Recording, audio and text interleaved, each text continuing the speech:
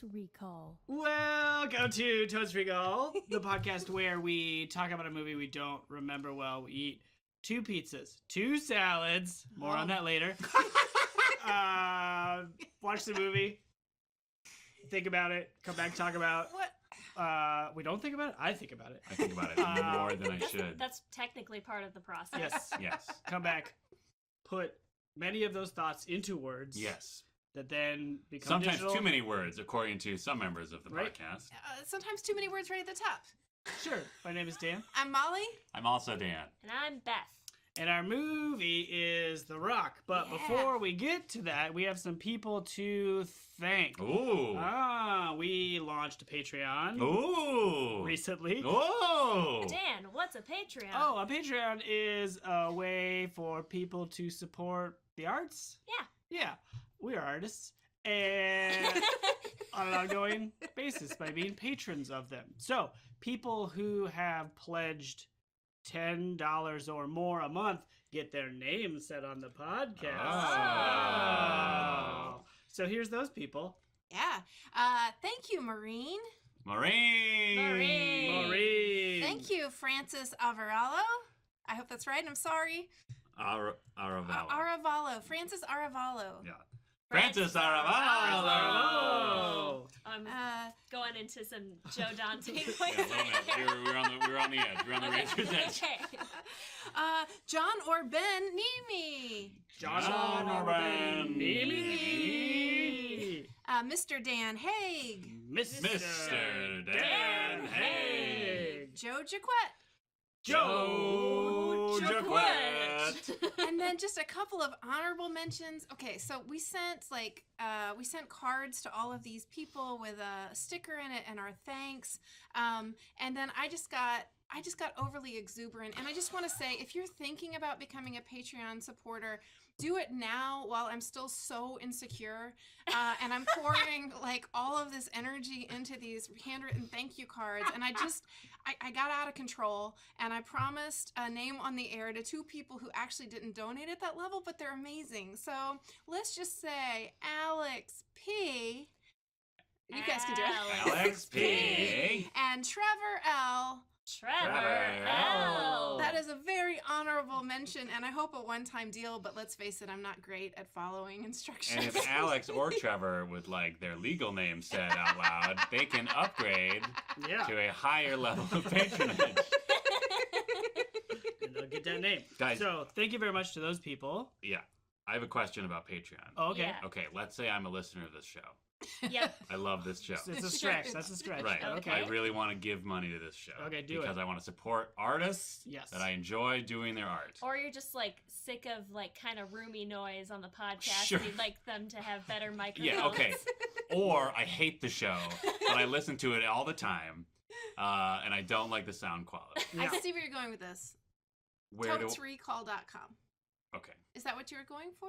I don't know. Is that where I was going?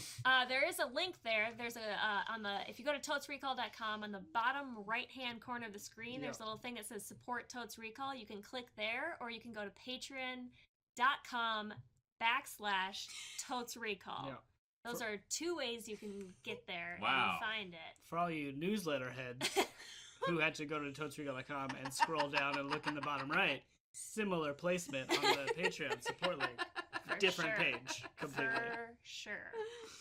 Great. Aw. And you can donate as little as $1 a month. Yes. Yep. And you'll We will not say your name. No, but you will get exclusive content. And there's some fun exclusive content. Exclusive. Exclusive. It already dropped. Did it? Yes. Oh. It did? Right? I didn't post it, and I'm the person supposed to post it. Oh yeah, no, it will have Oh, dropped. yeah, That's how it will time have works. dropped. 2 weeks It ago. did. That's how time works. Oh yeah, it's definitely May 15th. Yes. Yes, today's Today. May 15th. And it drops on May 1st. We are recording this live to tape and internet, live to internet. Yeah. Yeah. So that's that. That's why we have 2 salads. Yeah. Thank you so much. Thank Yes. you so much. We appreciate We're it. rolling in green. And Salad Salad. greens, that Whoa. But the one that's $2 cheaper. But we still did it. What? We still did it. I We'll got the get cheap there. salad. Yeah. We'll get there. Yeah. It's great. But speaking of respecting our listeners who are respecting us. Or not respecting us. Or whatever. Enjoy. But listen. Yes, this month was also Respect Listener Opinions Month. Wow. Yeah, this movie, The Rock, was submitted by a listener and then voted on by a bunch of other listeners. Yeah, thank you for voting. Thank you for voting. And this was the most popular vote, so we're doing it. Hooray! Yay. Democracy in action. Democracy works. Sometimes. Anyway, Beth, you have not seen this movie. I've never seen this movie. It's a 3-1. I also have never heard of it before. Nice. Wow. Do you want to make some bets based on things we've already said? Ordering the DVD. Yeah. And how movies work and anything else yeah. you want to base it on? Okay, so here's what I know. I've mentioned a couple people have asked me what ended up winning, and I said The Rock, and people are like, "Oh, is that the Escape from Prison movie Alcatraz thing?" And so that is actually a guess that I had. I do want to give credit to myself because Alcatraz is known as The Rock. That's true. So my guess is that there are people in Alcatraz, and the main character probably is not supposed to be there, but is was put there for some reason. Wrongly accused. Yeah, wrongly accused. And so he has to escape from said rock. So my theory is that the whole movie is about him trying to escape. I do know from ordering the DVD that okay, now I can't even think of his name. Hold on. He's Scottish. Yep. Okay, that Scottish actor that I'll think of later is the main character. It's like that Scottish play. We can't say it. Yeah. The Scottish actor. The Scottish actor. The only Scottish actor. So I think he's probably the prisoner that we focus on. Okay. Nic Cage is there. Mm-hmm. Yeah. I feel like he's maybe a prisoner that's helping him escape, but he's like kind of crazy. He's like the wild card. Ooh. And then Ed Harris is also in it, and I think he's the prison guard that he's like asked to like escape from. Wow. So there's definitely going to be hand-to-hand combat. Maybe some swimming with sharks because of Alcatraz. And Nic Cage is going to be amazing. Well, those are fair. my guesses. Great. Totally fair. I would like to add to this. Sean Connery is probably the name of the Scottish actor. You just cursed the now podcast. Our podcast is cursed. Cursed. Someone's gonna get a stage light dropped on their head. And I would like to say that Beth's summary is already much more than I remember, having seen it when it first came out. Okay. I do remember, though, there are little green balls. Yes. Green balls are important. Yes, very important. Energy or acid or bad stuff. Yeah. And at one point they go tumbling, and Sean Connery, I'm sure this was in the previews, Sean Connery goes reaching out and trying to catch the ball very dramatically before it hits, I don't know, the ocean. Is this like a futuristic thing? No. No. I don't know why it's like a bomb or explosives or something bad. Sure. And I don't know how that gets added into the equation. I feel like somebody's hired to help somebody escape the rock. I'd like to burst Beth's bubble a little bit, Okay. so that we can talk about this movie in a little more detail. Yeah. No. The main premise of the rock is not to escape from the rock, but to reverse escape into the rock to stop the bomb made of green balls. Oh. Okay. That is true. I still think that Nic Cage is a wild guy. Sure, I don't know.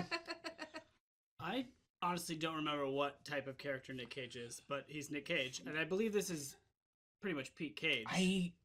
Maybe like a little, I want to say like 97. Yeah. Like at the end of Pete Cage. And you're saying Peak Cage, right? Yeah. You say Pete Cage. Sounds like Pete Cage. Oh, Peter Cage? Like Peter Cage. I wish this is when he was Peter Cage, right? Oh my god, that'd be amazing if he went through a period where he was credited as Peter Cage instead of Nic Cage because he's trying to reinvent himself. Yeah. Or he was trying to avoid paying taxes. Yeah. Which is probably more likely. Yeah. Pete Cage is in this movie. Yes. I feel like 1997 is very close. I'm going to do 1996 to keep it spicy. Ooh, so spicy. When was I... Okay, let's see. Hold on. I have to figure out when I was in 7th grade. Oh, dear. Oh, boy. Oh. What is that? 15? 14? 14, yeah. It's 7th grade. 13. 12. No, like 12, 12. 13. Jesus Christ. Oh, because I feel like 12 going on 13. 4th 12 going on grade 13. is when All you're right. 5th grade is when you're 10, right? 6th grade 11, 7th grade 12. Yeah, you're right. Yep. Okay, so yeah, I will say 96 because the reason I asked, the reason I'm trying to figure out specifically middle school is because at one point we were brought into the gymnasium as a school, and there was some bullshit. Maybe I don't know if this only happened in the public school system that I was a part of, but every once in a while, clearly the district or the school itself needed money. Oh, Yeah. I know exactly what you're about to say. So some like weird corporate entity would come in and put on a little show. What? That was like presented as like some sort of message about togetherness or like believe in yourself or whatever. And then it was like clearly sponsored by specific corporations though, because there was like branding involved. What? So like we watched this weird montage thing that was like a weird combination of like motivational speaking, but then also like clips from movies. And there were definitely clips from The Rock. Age appropriate clips, because I believe this is a rated R film. Whoa! But they were age appropriate because there are parts of this movie, obviously, like all movies, that are not rated R, even in rated R movies. So it had to have come out in like the mid 90s. And even as a kid, I was like, this is bullshit and clearly just corporate garbage. Side note about that, we also once had, if anyone is a fan of early Simpsons, there was an episode where a troop of yo-yo tricksters came to the school, and then everyone bought yo-yos, and they had to ban yo-yos from the school. That literally happened in my middle school. Why did they ban them? Just because people were... Because people were using yo-yos too much. Like the thing came up, there was a yo-yo presentation. My friends and I literally went up to our teacher whose class we had before that, and we were like, Mr. Wilde, this is exactly like that episode of The Simpsons. Can we please not go to this? And he said, yeah, I'll write you a pass to the computer lab. So we just went to the computer lab and goofed around on computers for an hour rather than get sold yo-yos by a corporate entity. Wow. Wait, you could buy yo-yos at the demonstration? Yeah, because like literally No less than way. a few weeks later, there was an announcement over the loudspeaker about putting your yo-yos away, and all my friends just giggled and clapped. I don't get why they'd have to put your yo-yo away. Because you were using it too much. You were distracting understand. from class. Yeah, why are they... But why... Okay. Just like, don't use it in class. That should always be the rule. Right, but people were not following it because yo-yos were in such abundance in the building now after Yes, Yo-Yo in the Fest or whatever. zeitgeist. Yeah. Then they had to bring in a bunch of frisbees to like knock out the yo-yos. Right. Oh my Yeah. gosh. But And then they frisbees took bring in over. a bunch of like airsoft pellet guns to knock out the frisbees. Yeah. And it just escalated from there. And then now my school was razed to the ground and now condos exist there. Sure. That is a true fact. That is not a false escalation. Whoa. I'm having a flashback to my motivational speaker nightmare when I was in high school. Great. Ooh. His name was David Toma, Mm-hmm. and I still remember this. And in my 20s, I talked about him way too much that my friends teased me for the quantity of brain space I must have devoted to this person. Anyway, he sounded a little bit like Joe Dante. Ah. Yeah. What was his name? David Toma. Hey, it's me, Davey Toma. David Toma. What you if wanna be motivated? What if you decided to stick up for yourself and believe in your own personality? It's Hey. called confidence. Get some. Brought to you by Coca-Cola Smooth Refreshing Flavor. Yeah, I just took a TLA flight here. By the way, buy a hat. Hey, Here we are in Atlanta, am I right? Okay, nobody says Hotlanta. Atlanta. Hatlanta. Well, And hats at least 3 of us say it. Anyway, I'm sorry, Danny, whatever. Oh, David Toma. David. And he had this whole thing where he'd be like, and the kids died. Oh, They died because that pot was laced with rat poison. oh, amazing. And he had this one story, and I mean, it was so racially charged. It was so hard to watch, and it was amazing. But he had this story, and it like had this moment where he's like, and I'm shaking this kid, and I'm thinking, how can I save that other kid, and I can't save this kid. It was heavy. And it was filmed by a local TV station that used it as programming, I assume. And like most of us were just really freaked out by it, and a couple of girls cried at the end, and they were on camera just sobbing, and it was like very manipulative. Yeah. This like assembly was This filmed. assembly was Okay. filmed. It was extremely emotionally wrought. And I remember afterwards talking to one of my stoner friends. And I was not. I wanted to be, but I was not. Anyway, I was talking to one of my friends, and he was like, "Man, that one story about the pot cut with rat poison, like the moral of that story is buy good shit." And I really felt like much better after talking to him because it was disturbing. So I would have preferred to have Joe Dante, but that was it. Great. Oh, anyway, but I think it's 1996 or maybe 1997 because it must have been just post college for me because I was only watching arty movies during college. So this would have been like sure, I'll go.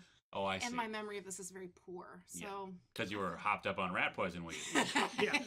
Too many rat jazz cigarettes. Rat jazz. What are the odds that you haven't seen this movie, Molly? Ooh, great question. Oh, I mean, I can't rule it out. Okay. I really feel like I saw it.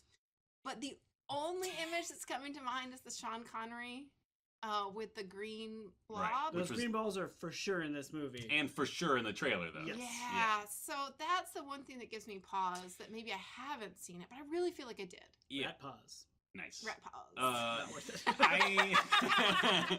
I would totally buy that Molly has never seen this movie simply because this movie, I'm guessing, will be like most of these kind of movies from the mid 90s. You know what I mean? Like, I feel like there was a very specific like style of like action movies in that time period. Yeah. That were all just very kind of like, they'd follow like this sort of particular formula with like like there was like a little twist. Like this twist is like, now they have to break into Alcatraz. What? And then there was like, I don't know. I just feel like there was a whole series of these kind of movies for a while where it was just like, you like this actor, right? Now there's some rock music and there's missiles. Yeah, that's why I think it's like a little later. I think it's after Face Off and after Face Con Off? Air, which I don't remember what year they came out. out. I also don't remember what year Con Air came out. We've been over this. Yeah, we've definitely been over this. Yeah, I mean, we did an episode of Con Air, and I know that those were filmed back to back. Like 99? Which one? Con Air and Face Off. Oh. I think 97. Yeah. That was my guess. Join me. For this or for Con Air? Oh, that was my guess for Con Air, but also for this one. I was going to say like 2015, but... Oh. Just to be very conservative. Okay, I have a question about the movie. Yeah. Is Alcatraz at this point in time like a working prison, or is it like he's like trying to break into the gift shop kind of scenario? It is. I have no. All prison heads out there can tweet at us and tell us when Alcatraz actually shut down. Ooh, I should the know 70s. that. I grew up in the Bay Area. Oh, no, and I've been to Alcatraz 2 or 3 times. Wow. Yeah. So you've been to the gift shop. Yeah. It's actually really cool to go. If anybody is in San Francisco area, go there. Cool. It's got cool history. It was taken over by Native people at a certain point. Yes. Oh, yeah. I was going to say that was in the 70s. It was in the 70s because I also went on a tour. I've been there once or twice. Wow. I can't remember which, but at least once. And it's beautiful. Everything's kind of overgrown, but it's very spooky. Yeah. And they don't know about a couple of people who escaped. They just never saw them again. Yep. Huh. Were they eaten by sharks? We don't know. Like the Birdman of Alcatraz. Oh, yeah. There's a whole movie for that. Great. So to answer your question, Beth, it was just it was not a working prison in the time of this movie, nor in the story of this movie. A bunch of like terrorists take it over as like a base of operation. Okay. How do you remember this so well? I don't know. So is this like Die Hard of Alcatraz? Maybe. That seems like higher praise. Work his way through. That's not too bad of an analogy. Yeah, I guess it would be like Die Hard if instead of Bruce Willis being trapped in that building, he would be outside of the building, and then someone would be like, Bruce Willis, you're the only one to ever escape from this building. You have to go back in this building. He had already escaped from Alcatraz. Yes. Scottish actor had escaped. Yes. And Nic Cage's law enforcement I assume, of some right? kind. FBI. I'm Okay. going So FBI. he's who I thought Ed Harris was. No. No, I think you sort of got the roles somewhat right. Nic Cage and Scottish actor are partners in this venture. Yes, reluctant partners. Reluctant partners. And then Ed Harris is counter to them. Okay, cool. Can't wait. Vest. You're saying FBI? I'm saying FBI. Ooh. Does he wear a vest? Ed Harris? Yeah. I bet he wears like a flak jacket at some point. Does that count? I hope so. A bulletproof one. Yeah. I mean, I just can never not picture him in that white vest from Apollo 13. Yeah. Ooh, I'm gonna... You're gonna go like Not DEA. No. It's not drugs. He's trying to blow up. I mean, would He's it be trying to firearms? Chemical. Right. Oh. Department of... BAFTA? Nope. Nope. Almost, though. Alcohol, tobacco, and firearms. Yeah. Yeah? The ATF. The ATF. Yeah. I'm only one letter away with BAFTA. Are you? Bad alcohol. The TDF. Anyway. It's close. I think, do they call it ATF for short? I think so. Yeah, I think so. Dan, you're mulling over. I really am. I don't know. You want to go CIA? They can't operate No, on I'm U.S. just, soil. I'm just gonna be super contrarian and say he's just like a regional police officer. He's like a SFPD. Yeah. Yeah, so Ed Maybe Harris, he works for the National Park Service. Yeah. Oh, that'd be amazing. Oh, I hope that's true. It's just like, I'm only 1 week from retirement, and now this buffoon took over my park. That'd be great. That would be amazing. Ed Harris has a chemical weapon. I think those green balls are They chemicals. I'm pretty sure they are chemicals, which is why Scottish actor would have to so dramatically catch it before it hits whatever. And I have to say, I'm starting to mix this up with Twister already. How? What? Wait, what? Because Twister had those little balls that had to go in the air. Okay. Oh, sure. But those were like little robots. So Not- any movie with a ball in it, like God, the natural in this movie Do you are think so this might similar. also be Prometheus with those cave mapping balls? Or a Harry Potter movie with a snitch? Right. Hey. Bend it like Beckham. Yeah. Wait, were the Oh. snitches chemical weapons? Yeah, that's where you gotta catch it. Oh. Explode and wipe out Hogwarts. All your students' friends. Yeah. Wow. Wow. There's two scenes that I somewhat vividly remember. Mhm. One is when they're breaking back into Alcatraz. Yeah. There's something to do with having to get the timing right on like a boiler room or something, some sort of heat-based Okay. timing thing. And like Scottish actor was the only guy who got the timing right. Ah. and he was like a like, video game. Yeah, very video game-ish. And they get in because otherwise they die like Right. the first hour of the movie. There's that one, and then there's another one where they're in a room and then they get trapped, and then Ed Harris is above them, Ooh. and they all have like M16s or whatever. Sure. Wow. Those are the two scenes I for sure remember. So I feel like both of those would be raising the stakes. Sure. Yeah. So your bet is the stakes will The be stakes raised. will be raised. You're gonna generalize my things. Good. People love generalizations. I'll double molly that bet. Nice. The only things I for sure remember about this movie, like it blows. And actually, this is gonna be really interesting to watch because like I genuinely do not remember 90% of this movie, but I'm also curious how much there even is to remember because, like I said, it's just one of those like cookie cutter '90s action movies. Yeah. What I do remember though, obviously the green balls. Yeah. And then I'm gonna bet that there is a problematic mid-90s male hairdresser character at one point. Oh, okay. Ooh. All right. Oh, jeez. I like that. And then there is a very famous line in this movie. I do not remember why this line is uttered, Yeah. but Scottish actor has a sweet zinger at one point to Oh. Nicolas Cage where he says something like, "What do you want me to do? Kill him again?" Oh. Ah. Because he's already killed someone, you see. I do not know why that he would have to kill him again. There's another famous line in this movie that is, "Welcome to the Rock." Shut up. There is. Welcome to the Rock. When they Oh. finally get there, the Scottish actor welcomes Nick Cage by saying, "Welcome That's to the Rock." amazing. Oh, wow. Yeah. Are there any women in this at all, do we Ooh. think? I mean, for sure it's not going to pass the Bechdel wall. There has to be a lady cop, right? Oh. I bet there's, I She's bet, like running behind Ed Harris at some point. or she's like definitely on a walkie-talkie with somebody. Yeah. Like she's on the mainland or something. It's like, Yeah. you gotta do this. Yeah, she's like in a control room Yeah. kind of situation. I don't know. I've I'm gonna never bet- seen this movie. I'm gonna bet Nick Cage's has a wife, Mm-hmm. and I'm gonna even go he's estranged from her, Nice. but she lives in San Francisco. Oh, and she's a target then of the chemical. Yeah. Oh, way Yes. to raise the stakes. So all of San Francisco is in danger. Yes. I mean, Okay. at least, like, it could be even worse than that. Yeah. I feel like all of California could drop into the sea, Whoa. right? Those stakes are high. Like, I don't, It's not an earthquake gun. but it's definitely like, yeah, it is It's definitely like, we are scary. gonna launch these green balls at the city if our demands are not met. And what are those demands? I have no idea. I feel like it's not. Okay. Okay. There's also in Phantom Menace, there's those like chemical balls. I guess they're electricity balls. Oh, that the frog people have? That the frog people use? Yeah. Do they look like that except for green, kind of? They're like in glass. Yeah. And on a string. Yeah. It's like beads. Like a necklace? It's like Mardi Gras beads, except they kill you. But big ones. They're like the size of a...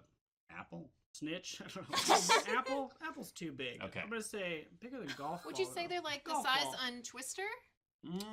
Yeah, maybe. Maybe. Yeah. You say golf ball size. See? Green would have been the size of the green More ball. like Twister than... Than Harry Potter. Yeah. Harry Potter. Oh, Dan's bet. At the beginning of the movie, when we first meet Scottish actor, he's got sweet Con Air Nic Cage hair. Oh. I hope. Oh my god. You know, because What if he's he like been in does? prison forever or whatever. Oh, he's out, right? Or Well, he escaped from The Rock, but then I think he got put in some other prison. Oh, and this is like, if you help us, then you are free, man. A deal will be made. Does he, when he gets out of prison, like, let the wind flow through his Oh, beautiful God, I hope locks? so. I hope so. God Okay. damn it, I I just hope feel so. like that would already be a gift, though. You know what I mean? Like, nobody's going to let that slide. Like we would have seen that in looking at gifts. I don't know. The internet is not as obsessed with Scottish actor as, say, a Nicolas Cage. That's true. Mostly because the internet is made up of people, you know, younger. I'm just saying, like, Scottish actor was huge for a long time, and then he was in, like, a couple movies that younger people would have even seen when he looked like that, like when he was, like, the Silver Fox. Yeah. Like, kids would have seen, like, James Bond movies, maybe. Like, I did, because my dad made me watch them. But, like, that's the only reason I knew who he was. And laser butts, but that's not the GIF you get. You don't get Sean Connery in that one. Sorry, Scottish actor. Laser butts? Yeah, Entrapment. Oh. Oh, okay. I just think of that movie as laser butts because that's what's in that movie. I will trust you on that one. I definitely have not seen that one. All right, we'll post a GIF of laser butts. Yeah, absolutely. I think Ed Harris is a former military special ops, gone bad, mad at the government, nice for being mistreated. Sure. Okay. That's like the most generic Right? bad guy from the 90s there is. But I think that's what they do. I'm sure it is. So basically, like the villain in Speed. Right? All I get is a Probably. gold watch. Yeah, except in this case, the villain in Speed was just him and like his smarts, right? Yeah. His like Bond smarts. In this one, I think it is literally like Ed Harris and like his entire unit He has a crew. have gone rogue Oh, wow. and have taken over the Rock. Yeah. Wow. So I'm going to say that their demands are to be recognized somehow for their service. Maybe they've been covered up. Oh. Like they were black ops and they had to go into Kuwait. Sure. Cool. That's what I'm going to say. Nice. All right. Well. Ooh, is there night vision in this movie? Ooh, great question. Yeah. Yes, I feel like I there's would a lot say of there green. is. Yeah, a lot of night vision. I mean, at least like they have to. Some might be in a dark tunnel, right? Yeah. Yeah. So how many green Twister-like balls do you think you'll give this movie?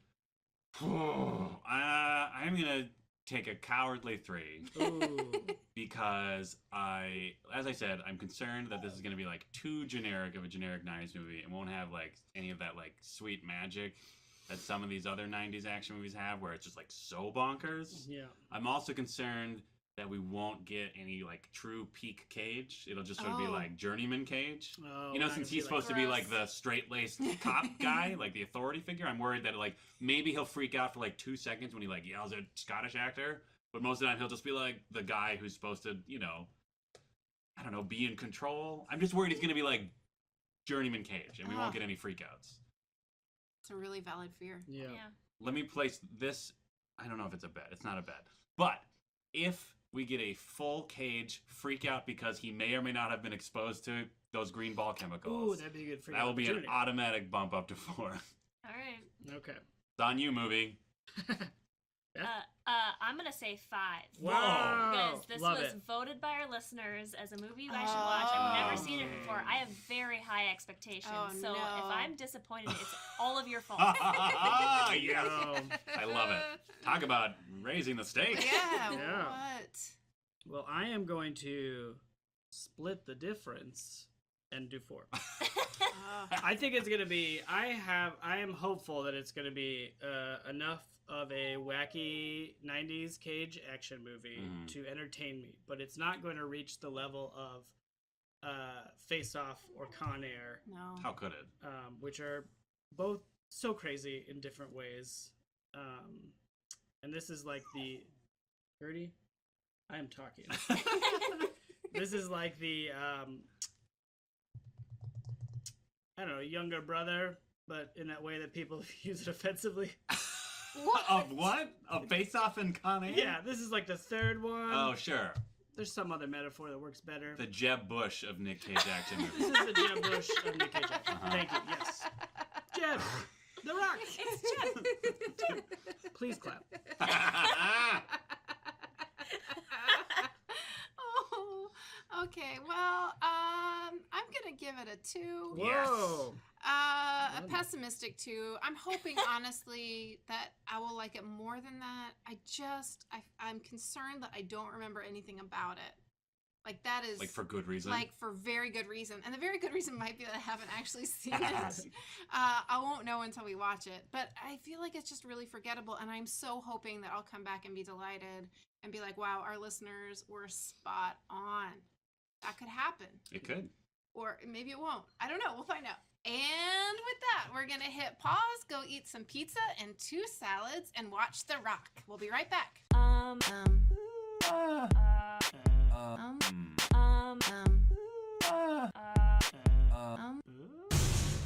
And we're back. We just watched 2 hours and 16 minutes of exposition. Yep. I mean, like, 1 hour and 45 minutes of exposition. Yeah. And then like a badass car chase. Like, a lot of explosions. Some cage rage. A little bit of cage rage. Scottish actor. Oh, Scottish actor. Ed Harris is too good for this movie. He was Vest, goddammit. Oh. Yeah. Anyway, The Rock. The Rock. Mm-hmm. Let's run down. Never seen it, Beth. Oh, right. Yeah. Take place in Alcatraz. Yeah. Nailed it. Nailed Pretty it. good. I mean, like, the last third took place in Sure. Alcatraz. It took Yeah. him a real long time to get to Alcatraz. Like, to get to infiltrating it. I assumed all of the movie took place in Alcatraz except for the last like 10 minutes where he escapes from Alcatraz, but it's like the opposite. I honestly thought Welcome to The Rock would happen at like minute 25, not hour 25. Yeah. Yeah, It was- I remembered nothing No. prior to them getting to Alcatraz. Literally nothing. Yeah. The whole movie was new to me until they were on Alcatraz. Maybe we watched the director's cut or something accidentally. Oh, man. By director Michael Bay. Yeah. It's such a Michael Bay movie. America's director, There's, like- Michael Bay.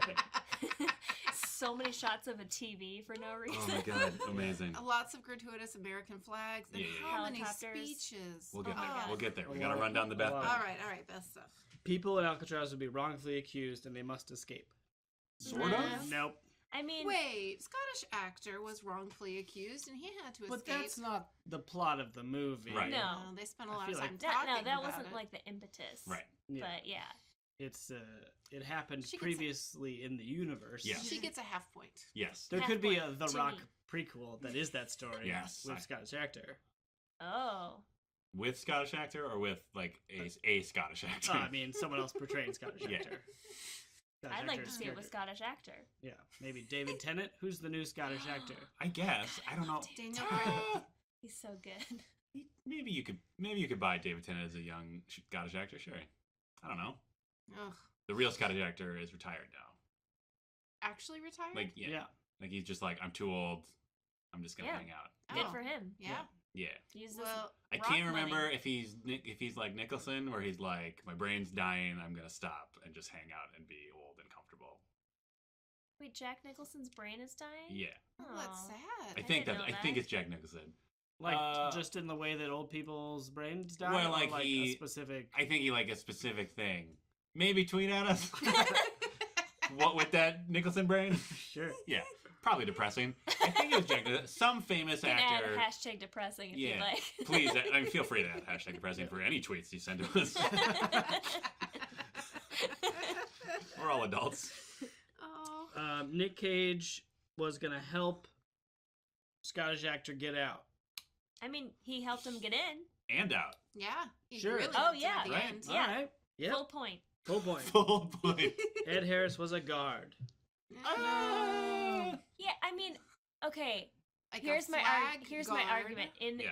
In the way that I thought they were trying to get onto the island.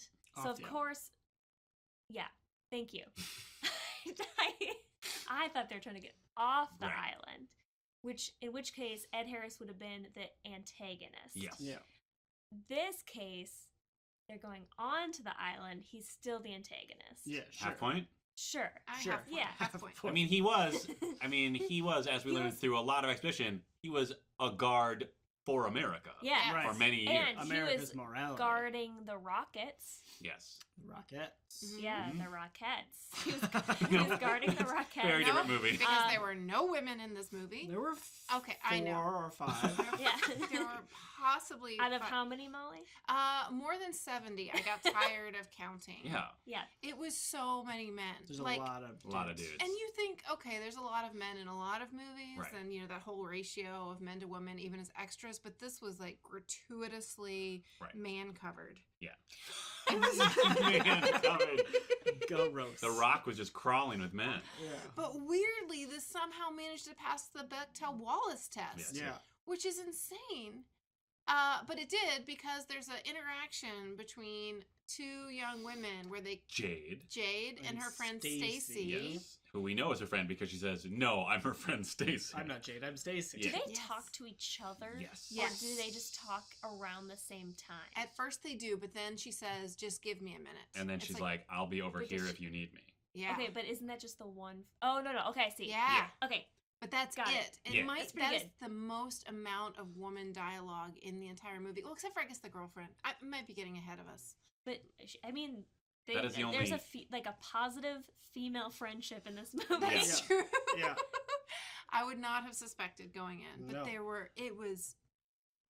it was shocking. Also, the most technical of passes. this was 1996. They may have been a couple.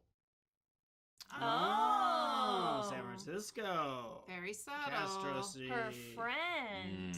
Well, she didn't say it that way, though. If she had said, "I'm her friend," we would know. Yeah. I don't know how subtle I believe the sexual orientations are in this movie, given the hairdresser that Dan called would be in this. That is there. Problematic hairdresser. Nailed it. Yeah, 100%. Yeah. It was a very gay stereotype hairdresser. Just like, I mean, I want to say, like, out of place for the tone of the movie. Absolutely. Yes. It was very weird. Yeah. It was very much like Con Air that way. Yeah. Right? Oh, Like, it was like, I'm trying to be a moment of levity during, like, a lot of violence and just men hitting each other and shooting guns. And I have to say, though, it was a really good haircut. So whoever the real life Great person haircut. was. Yeah. Sure, and He he looked just used clippers. amazing afterwards. Yeah, right? he just used electric clippers, too. It was really excellent. Which, as the problematic hairstylist said, would you not let Picasso use his brushes or something? Yes, Yeah. when he was denied. But he still did it. Yep. Because apparently he's the best hairstylist in San great. Francisco. Yep. There were so many classical references throughout this movie and so many quotes. It was like an episode of CSI. It was like, I mean, there's Greek mythology. Yeah. There's just a Thomas Jefferson quote. Oh, Yeah. so much Americana. Yeah. Like, Well, it just felt like the screenwriters just got a book so and were good. very excited. And I felt like they probably stripped out like half of the quotes and felt like they Absolutely. were doing pretty well. That moment when Ed Harris is giving his men like a speech about like, we're going on this mission, we're taking the Rock hostage or whatever, and he starts a sentence, something like, I wrote it down, I tried to paraphrase it as quick as I could. A couple hundred years ago, a couple men named Washington, Jefferson, and whatever, and he just like went off on the little tangent about the American Revolution and somehow tied it back into them holding a bunch of people hostage and threatening the city with chemical weapons, and it was amazing. Yeah. And that was not by far the only reference to the Revolutionary War. Yeah, or just Patriots. like America and patriotism. Yeah. So good. Versus Scottish actor who was reciting a lot of European and Greek philosophers. Yes. I guess those are European. Yes. When they first pull him out of his prison cell, we see he is reading Shakespeare and The Art of War. Very well. Very cultured. Yes. And his hair, to go back to Bet, Yes. I believe was a Beth Bet. His hair No. was long and unruly. I did not bet that. Oh, you thought it would be Cage. No. No, it was I don't think other Beth weighed in Dan? on I think hair. only I weighed in on Yeah. him. That was Oh. a Dan bet. Yeah. Oh, gosh. Sorry, Dan. Nailed it. Nailed it. He does have long flowing locks. Yeah. But he never waves them in the No, that's Win. what I bet. He doesn't you'd seem to win enjoy then. the locks at all and lets them hang in his But face. you pointed out that at one point he moved his head later as if he was like waving his phantom locks. Oh, Oh, that Nick was Nick Cage. Cage. Oh, that was Cage? Certainly Oh, did. He 'cause had was phantom jealous. locks. He was jealous. He was already thinking about Con Air. It's getting into character. Do you think when he got to Con Air, he's like, listen, I just did a movie with Sean Connery. He looked fucking amazing. Give me Connery hair. That's how you knew he was in prison. He had long hair. Oh my god. My character's in prison. He must have long hair. I 1000% believe that's what happened. I would absolutely buy that. That is, yes. If you are Nic Cage and or worked on the film Con Air, please tweet at us. Yeah. Hashtag long hair origin story. Man. Amazing. Did we already use the hashtag con hair? No. Oh my god. Missed opportunity. Oh, you're welcome, America. Apologies to all of our Con Air episode listeners. Yeah. We dropped the ball. We denied you.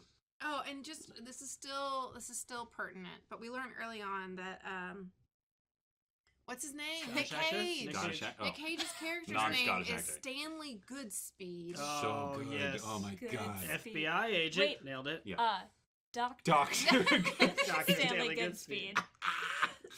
Dr. Steelgood. What? Never mind. Okay. Never mind. Great. Didn't work. I get it. It just was a delayed reaction on my part. That's terrible. Are there any other Beth doesn't know what she's talking about bets we should hear? Yeah. I mean, I feel like I knew what I was I talking think you did pretty good, I honestly. mean, the last three are going to go 2 for 3. Spoiler alert. Spoiler alert. Hand-to-hand combat? Yep. Yep. Oh, yeah. For sure. Faux show. Though not As much. great. There's a lot of guns. Lot As of long as guns. people like tackling each other Yeah. and rolling around on the ground. Yeah. But Yeah. Still, Yes. it happens. Yeah. shark swimming? No.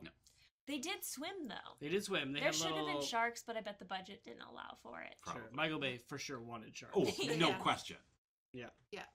And then Nick Cage was amazing. Yep. Yep. Yeah. 100%. So that's 3 out of 3, right? No sharks. Half point. Oh, Half point? half Yeah, I point. get a half point Yeah. for shark I mean, they swimming. were like, Swimming. they had the precision of sharks as they swam to Yeah. Alcatraz. Sure. I mean, and I would call Scottish actor a shark Absolutely. because he was like Like a silver ready shark. for the Yeah. He's a silver shark. Yep. He never stops moving. Yep. Yeah, never And he saw- didn't sleep once. That's Yeah. true. That's a So good we point. never see him sleep.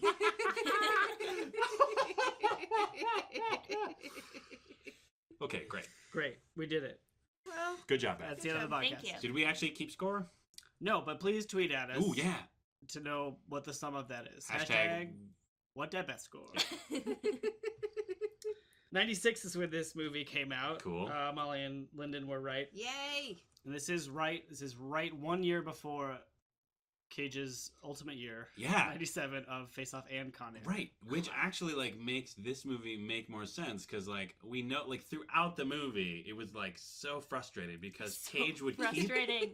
keep like bubbling up towards Pete Cage, like he kept hitting like almost hitting the threshold, and we were like waiting for it, and then it would cut back to Scottish actor or cut back to something else, or he'd just like I don't know get hit or shot at. Or, Yeah. no, or sometimes he would just return to a normal Yeah. voice, and you could tell how close he was getting by how far other Dan was leaned forward Yes. and Yeah. how crazily he was holding Oh my his god, hands I was together. so excited. I kept Yeah. waiting for it. There were some very close calls. Yeah, and we definitely got like a taste. Yes. Like there were definitely a few moments where he like started to go over, he hit Pete Cage, and then Michael Bay was probably like, hey, Yeah. let's leave it to the special effects to dazzle the audience. Yeah. Yeah. I'm gonna zoom in too close on this thing. Right. I'm sorry, am I filming you on a TV monitor right now? I don't think so. Well, I also Dial like, it back. we felt like what needed emphasis was Zeus's butthole. Oh, that was where we got our first taste. Was when he said Zeus's butthole, because Cage knew, like, I've got to nail this line. Yeah. Yeah. He's like, this line is why I took this movie. I would 1,000% believe that also. Yeah, right? Oh. Yeah, he's just But most of the time he's bubbling below the Yeah. surface. But still he's- good though. He's still great. There's no standout like crazy eye moments. No. Like there are in Con Air and Face Off. Yeah. Oh my god. There was that really, like, yeah, again, like, it was just always, like, we were just, like, sub Pete Cage. Because there was, like, those weird little brief moments where, like, remember that point? I can't remember if maybe it was when he was, like, pulling out the chemical ball, and he just suddenly went, like, go! He made that weird, like, just noise. Yeah. Still real great though. Still great. Oh, Still yeah, for sure. He also made some amazing like physical choices. Yes. Like where he just like pointed at it with 2 fingers for like too long. Yeah. To like figure it out. I don't know. Yeah. He was like thinking real hard and just Yeah. like channeling his Right. energy through his hands or something. There's one thing we know about him is he does not want to stab himself in the heart with a needle. No. Or know where his heart is. Yeah, it seemed a little low. He's a very tall man. That's Well, true. I think what you're referring to, right, is that the first scene where he almost dies from chemicals, where he Yes. doesn't stab himself in the heart. I think it's because he's like too much hubris. Like he knows he's going to defuse the bomb. Not he doesn't want to stab himself. Other guys That's how I definitely read. afraid to stab himself. Yeah, I read that scene as like he doesn't need to stab himself because he's going to defuse the bomb. I mean, I did, but then he was super reluctant to do it at the end of the movie. Yeah, it was the second time he was like, no, I don't deal with that stuff. When Yeah. they were talking about it, like Yeah. prepping him, like, you're going to need this probably. Yeah. I think he would rather defuse a bomb and fail than shoot himself in the heart, unless he feels like he can save 81 civilian hostages. Right. Mm-hmm. Yeah, Which, he did did. he? Oh. Yeah. Yeah. How do we know? We never saw them again. That's true. There's And like they- a throwaway Line line of, about how like- the bomb missed the cells and they're all okay. But it was so weird they didn't cut back to them. Like I don't- normally you think they there'd be would like a just- little like clap or something? yeah, where, or like, even like before, Or, like, like, as the yeah. stakes are rising, Mhm. as the stakes are getting more intense. You would think they would cut back to the hostages to remind you that these fighter jets are gonna come and kill kill like them. 80 But people. then it doesn't. Yeah. And it doesn't even show them, like, in blankets, like, getting onto the Right. helicopters Oh, or yeah. anything. Like, look at all these people they Think saved. of all the swelling music you could put behind people getting into helicopters. Here's my theory, though. And Michael Bay loves helicopters. Right.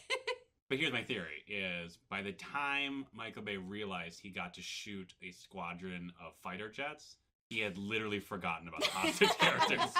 You're right. Oh, you know what? He did have a really amazing shot where those fighter jets fly under the Golden Gate That was Bridge. pretty cool. Super It was cool. really cool. That was pretty cool. Yeah. Yep. So, Hats okay, off. I get it. It's fine. I was right that Nick Cage was part of the FBI Correct. Yeah. as opposed to the It's- BAFTA, the San Francisco Police Department. I bet Uh, Scottish actors won a BAFTA. I bet he has. I bet he's won multiple BAFTAs. Yeah. He's a treasure. We cherish him. Nick Cage's introduction to this movie Oh my god. is pretty bananas. Yes. He is, as we talked about, it's Dr. Stanley Goodspeed. He's an FBI chemical guy. Yeah. And they show that he has chemical skills by there's some Bosnian sarin gas or something that they have diffused. And a creepy baby doll. Creepy Yeah. baby Well, shoots it out. And he has a creepy. perfect foil and a super incompetent slacker dude, Right. right? Yeah. So he gets to show his competence. But then they cut to him at home, Yes. in a sprawling, empty studio apartment, kind of, Yeah. Yeah. in his underwear, playing his electric guitar. And playing unplugged it. is a generous term. Yeah. It's just He's plucking away. kind of a chord. Yeah, and then he has an opportunity for an insane Cage monologue, and Mhm. that's one of our first moments of simmering Cage. Yeah. And he talks about the cruelty of bringing a child into this world out of nowhere, presumably, but then it ties in because his girlfriend is pregnant. Right. She found out that day. And where is she from? Great question. Who knows? What is that accent? It was sometimes kind of Jersey. It was Southern. At one point, it was sort of British. Yeah. I bet that was directed that way. What? So women, all women have to relate to this woman. Oh, I see. So We only get I one. bet Michael Bay was Small like, world. okay, we got to get the Jersey girls right now. Yeah. So do kind of a Jersey accent, and then later, we'll just throw in some British accent for no reason. I feel like they were just like, listen, you just have to have enough sass Right. that you would not listen when asked to leave San Francisco. Yeah. So play a sassy person. Yeah. And then she was like, well, where are they from? What's their back? It's like, ah. We've already started Sassy. filming. That's all Maybe. you get. That's all you get. We spent all our budget I on got to fighters. spend more time on the men. Yeah. You're gonna hump Nick Cage later. Oh, but before they hump each other, there's an amazing moment Oh, where she gosh. proposes to him, and Nick Cage has the incredible line, "Marriage police pull over. This script was amazing. It was outstanding. It was written by a 10-year-old. Some like 3 10-year-olds, I believe. With also that had a bunch of like magnetic poetry of army lines. Oh.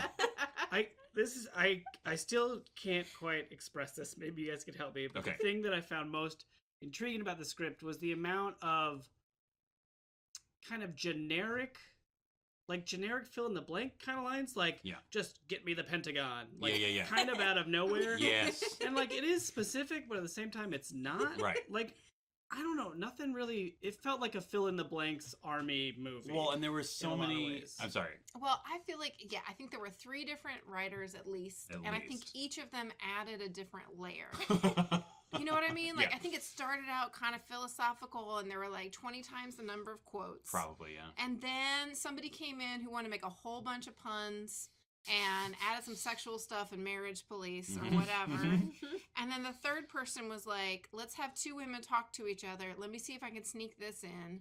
And then let me just make sure we have fully explained at every moment exactly what's happening, because the amount of exposition, and I mean they did it creatively. Like, they found ways to, and like for one reason, this is sort of that faux military thing. At one point, somebody asks, I guess it was Goodspeed, right? Nic Cage just asks a basic question. Instead of answering it, a major turns to somebody else, is like, Corporal, or I don't know, whatever. Clearly, I'm not very up on any of this stuff. But anyway, he turns to somebody else, and they rattle off the premise once again. Yeah.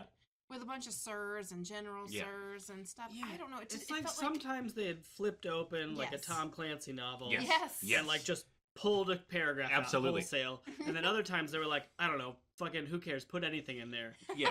But like literally, I mean, literally the first 45 minutes of this movie is no Scottish actor, not even that much Nic Cage. It's just like a lot of like Ed Harris, sane military stuff, and then cutting to random other government people slowly explaining the plot that we already kind of understand. Oh, and speaking of the opening, Ed Harris oh my god, goes to the cemetery. Wow. After he like gets dressed up informally or takes his rings off. Yeah, and has a little like monologue, like voiceover monologue. It's like it has to end or something. Yeah, and we were essentially right about his motivation. Like, they had kind of covered up the special forces, black ops, and had not given their family anything, and he was trying to get the government to give them money, essentially.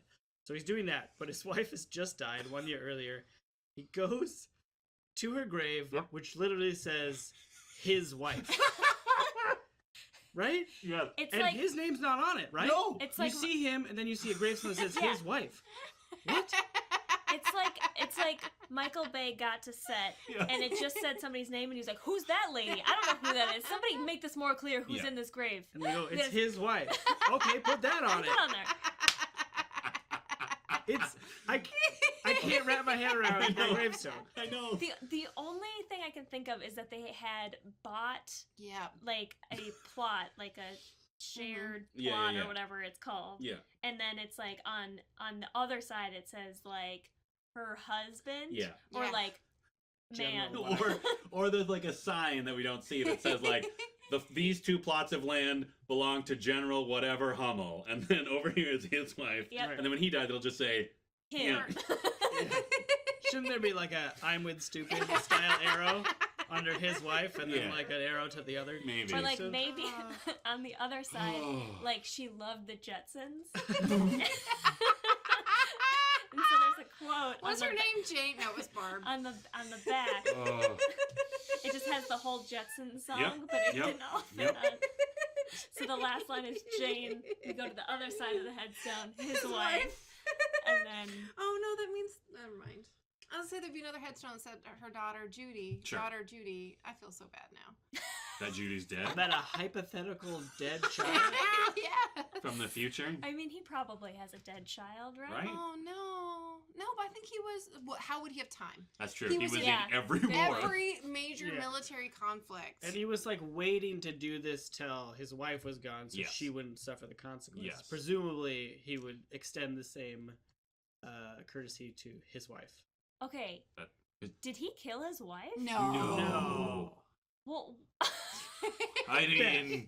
That's dark. So he was just like, I'm just gonna wait for her to die and then I'll do this plan. No, I think he just lost his way after she died. Okay. He didn't have anything else to do. That's fair. Well, had too much time. I think he'd been thinking about it. Yeah. Like, it's really planned out. He's like, okay, my wife is gonna die before me, which...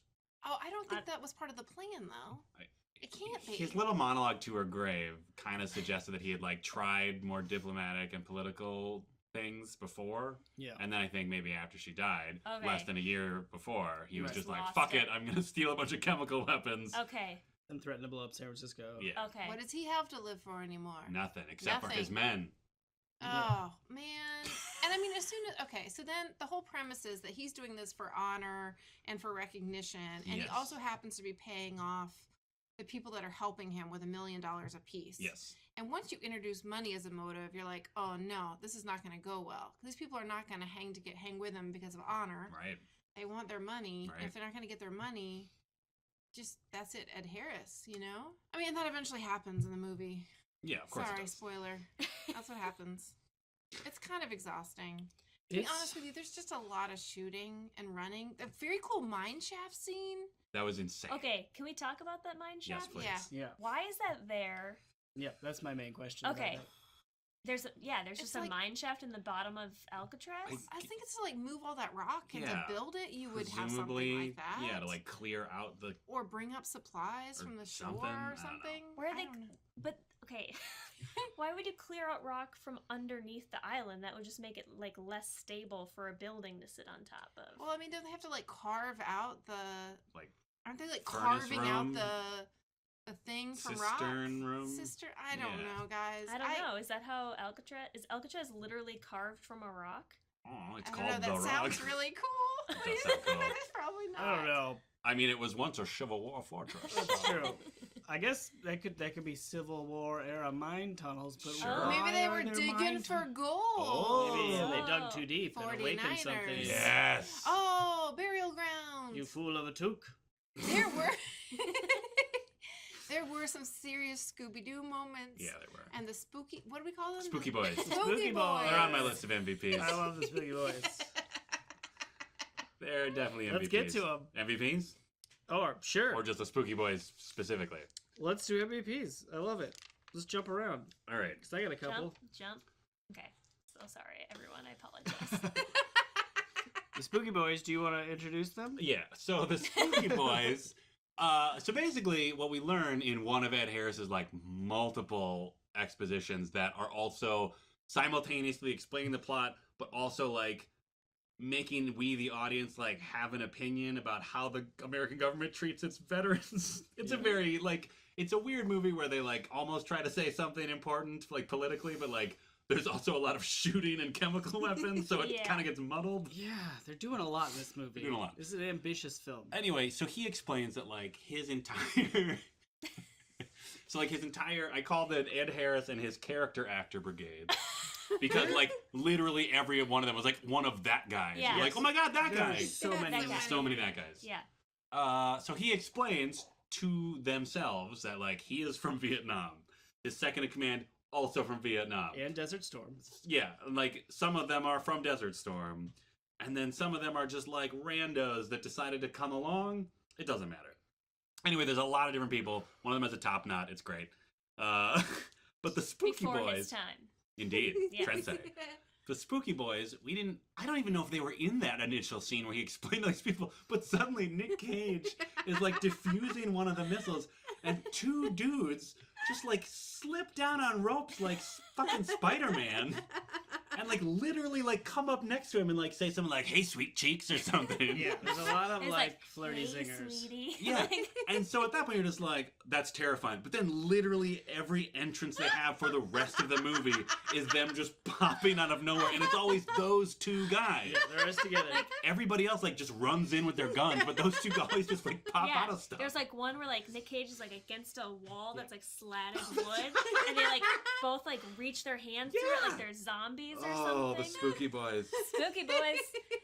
They're at it again, them Spooky Boys. Yeah, like, I don't know. It was amazing. Like, you can totally see why they were, like, the super black ops soldiers, like, oh, the situation's out of control, send in the Spooky Boys. Yeah, they were having the most fun. Yes. of all of the military people. For sure. Yeah. And there was a couple of delightful moments where, like, you would see the way Nicolas Cage and the Scottish actor would be hiding or whatever, and it was so Scooby-Doo. Yeah. Like, it was really kind of sweet. But yeah, then that would be interrupted by more gunfire. I missed it, but didn't you say the Scottish actor at one point just sort of like cartoonishly pranced my gosh, around a pedestal or something? He was supposed to run, but he did this like little like hop thing, and they tried to cut it as fast as they could. But I saw it. It was incredible. I wish I'd seen more. Ugh. Why do I have "Hey buddy" in quotes? Why do I have that? That is, and now that I remember it, is definitely an MVP. Yeah. That was when the Scottish actor was walking through the cages with the hostages in it, and they were like calling out to him, and one of them just went like, "Hey, buddy." Yeah, he walks through, and it's a scene like he's the savior, Right. and he's releasing the opium pens from Kung Fu Island. Yeah. And one says, "Hey, buddy." So Yeah, good. it's amazing.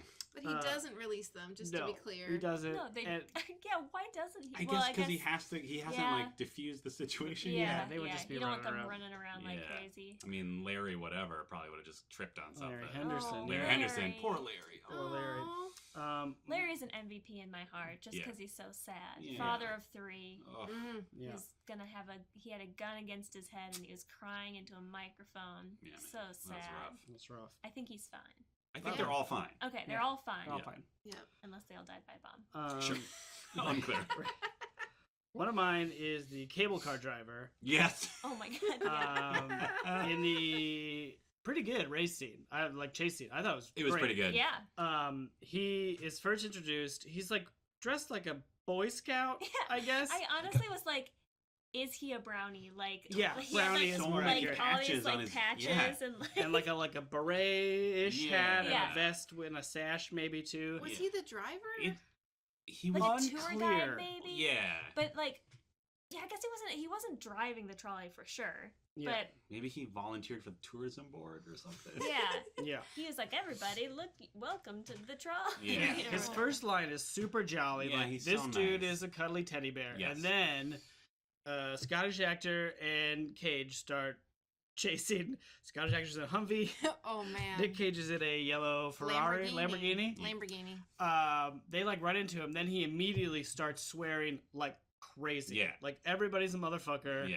Oh, and then he's like, "We're gonna crash. Save yourselves!" And we just watch a bunch of extras jumping off of this trolley car. Yeah, but I just like the turn from like friendly tour guide Yeah. to like the most swearing guy there is. Yeah. Well, And So then good. after he gets off his trolley, he's Oh, like, that's right. I'm gonna kill that MFR. I'm pretty sure he which says. I think is setting up a sequel that they Yeah. just never Oh filmed. my god, I so Oh, badly want to see that that'd be sequel. It's his amazing. origin story. Where Yeah. he like finds Scottish yeah, actor. Scottish actor. 'Cause Mhm. Scottish actor like is now presumed dead, Mhm. but is really roaming free. Yes. But trolley guy knows how to find He's gonna him hunt him Yeah. That down. would be amazing. in The Rock 2. Yeah. Oh, he's using his scout skills to track Scottish actor. Yes. Yeah. He didn't get these merit badges for nothing. Yes. That's right. he has to get his Vengeance badge. his vengeance. Awesome. Awesome.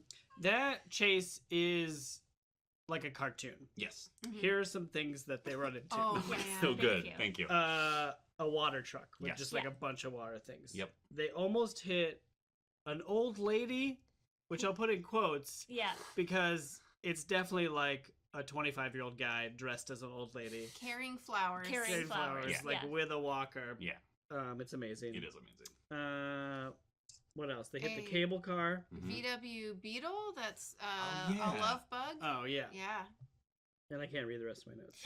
Oh, They there's- smash a bunch of parking meters and explode into Yeah, coins. the Yes. coins come shooting out. Mhm, mhm. And they do that to avoid running over a group of people in wheelchairs. Wheelchairs. Oh, that's who are right. all Oh, yeah. crossing the street at the same time. That's why I wrote murder ball. Yeah. Ah. Yeah, because one of them had a basketball. Yeah. Yeah, I oh, think it's they were definitely like players. murder ball players. Yeah. Yeah. Yeah, and I just want to reiterate that what we were talking about before is that the Scottish actor derails a trolley car. Yeah. So there's just sparks flying and cars flying up at one point, a couple of government cars.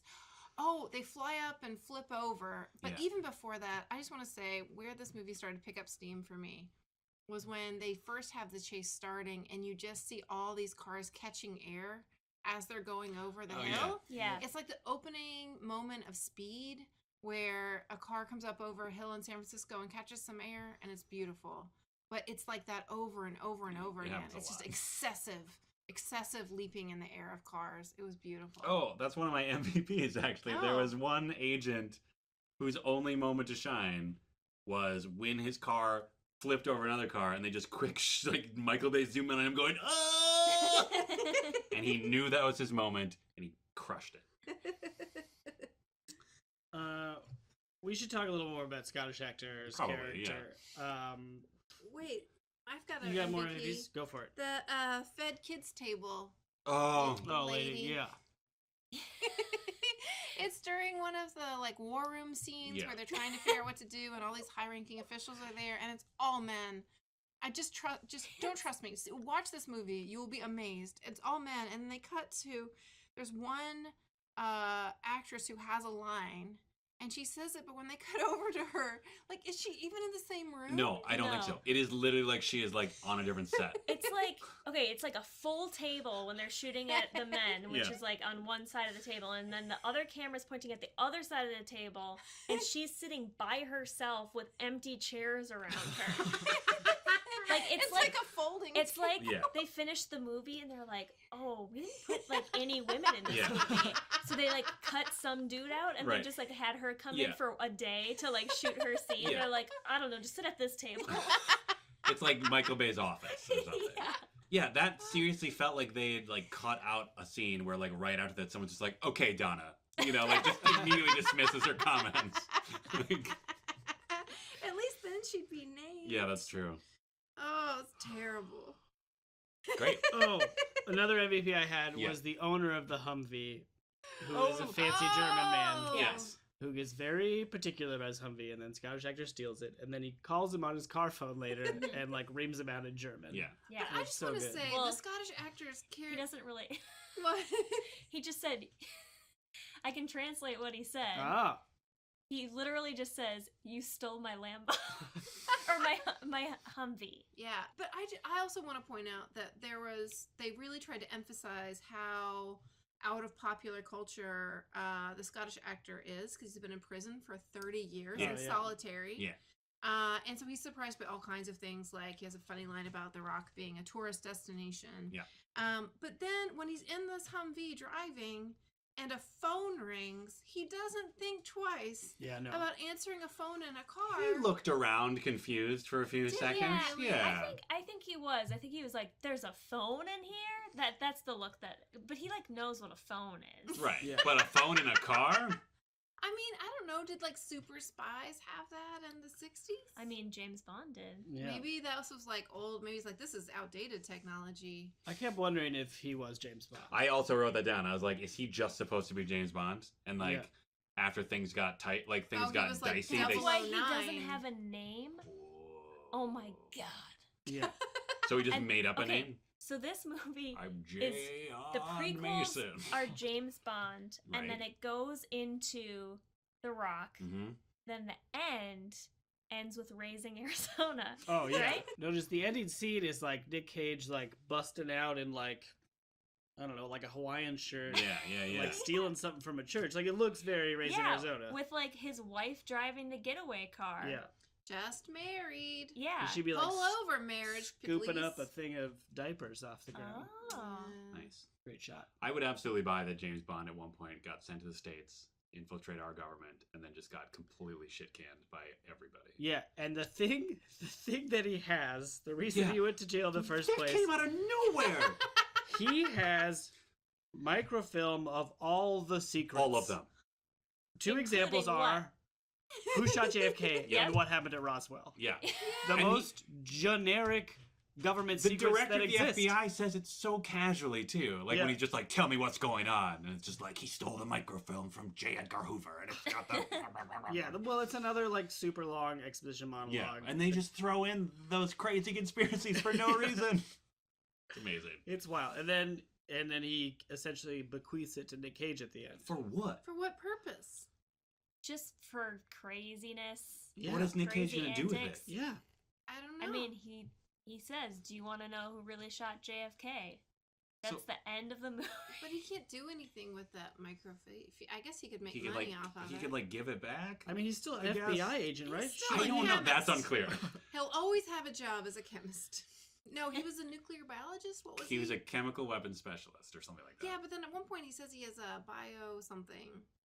What? Biochemist? Sure. Maybe he's a biochemist. It just seemed like generic science. Yeah, that's true. I don't know why I'm digging so deep. Yeah, it doesn't matter. Yeah, so there was definitely though when that chase scene I think really articulated a thing that was happening. Like in terms of the metaphor of this movie, I really think there were 3 different layers. Okay.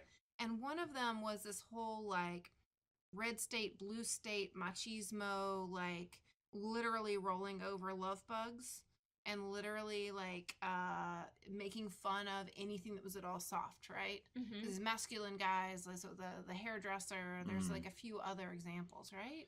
Yeah, the one line that I think illustrates that point is Nic Cage says to Scottish actor, "I'll do my best," which stops Scottish actor on the staircase. Yes. He comes back and says, "Your best? Losers always whine about doing their best. Winners go home and fuck the prom queen." Yeah. Yep. Yeah. And then he's like, "My girlfriend was the prom queen." Yeah. Like, Boom. what? You're like 35 years old. Yeah, his girlfriend is like a almost perfect example of a character that is solely there as part of the male character. Oh, Yeah. absolutely. Right? Like there's nothing to her that's all not she connected wants to do is trap him in marriage. Yeah. She's very progressive. She asked him. Yeah. It's true, but she's also Because a she was Catholic, Catholic. Yes. and That's pregnant right, yeah. and knocked up. And it's hard. It's stressful for her. Yeah, Mm-hmm. but then she's like also then comes and be's in danger, so he has more motivation to Right. not have San Francisco get disintegrated by. Yep. Yeah. And that's what he and Scottish actor have in common and Yeah. why they work together. Isn't it convenient that his estranged daughter also lives in San Francisco? Yeah. Well, where else would she live? Well, isn't that where he escaped from the rock? He Oh, swims okay. over. I see. Banged someone in a bar. Yeah. And then after Led Zeppelin concert. After Led Zeppelin concert, and then the cops got him again. Right. And that's where she came All right. from. Mhm. I get it. I'll take it. Yeah. That's the thing that like makes the most sense in the movie. Actually, That's a fair point. That's a fair point. That all tracks. Yeah. I think they probably worked backwards on that one. It's like, okay, the daughter has to be in San Francisco. Why? Oh. Wait, that's how they got to the whole premise of the movie? Yeah. It's like, what if Man. I went to San Francisco once and I went on an amazing tour at Alcatraz. Did love a it. gift shop and everything. Oh my gosh. Well, if Did I interrupt your metaphor train? Oh, Yeah, what were it's the other 2 fine. layers? Yeah, there's 2 layers I that mean, were that missing. That was one layer, and that's where you kind of thought it was going. But then, I don't know. Then there were these puns. And, like, at one point, the Scottish actor has to deliver the line in between The Rock and a hard case. Nice. I'm sorry, what? And then I they missed also, that line. Yeah. they You nailed also it. like, were just nailing, like, all the action stuff. There's literally somebody says, "I've got a bad feeling about this." And then every single line is delivered in a husky FBI voice. It doesn't Yes. matter who the character is. Yes. Unless you're a tourist. Yes. Or that trolley driver. Like, pretty much everybody has husky FBI voice. Yeah. I don't know. I feel like there are other metaphors. I just can't pull them apart right now. But I felt like they were at war with each other, right? Who? Like- Yeah, the movie was a little unfocused. Well, because sometimes it felt very red state, and then other times, like, and by red state, I just mean like very authoritarian, very military focused, very like, let's squash poetry in whatever form it might take. And maybe that's not fair. You know, that's Probably not a good not. depiction. That's not fair. People care about poetry.